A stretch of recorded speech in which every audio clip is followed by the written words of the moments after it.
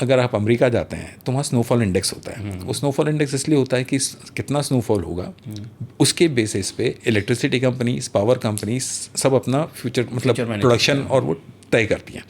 वो अगर कम ज़्यादा हुआ, जैसे अगर स्नोफॉल ज़्यादा होता है तो इलेक्ट्रिसिटी की रिक्वायरमेंट ज़्यादा होगी, पेट्रोलियम प्रोडक्ट्स की रिक्वायरमेंट ज़्यादा होगी, क्योंकि बर्फ़ ज़्यादा होगी तो ये सब की ज़रूरत पड़ेगी। अगर स्नोफॉल कम होने वाला हो इनकी उसी तरह से हमने कहा हमारे पास स्नोफॉल का तो नहीं चाहिए हमें, पर इसका इक्विवेलेंट क्या हो सकता है। तो हमने कहा दो चीज़ें हैं जो हमारे यहाँ हो सकती है। एक तो है बरसात, रेनफॉल इंडेक्स, करेक्ट, मानसून से रिलेटेड बोथ ईस्ट और वेस्ट, और दूसरा हीट।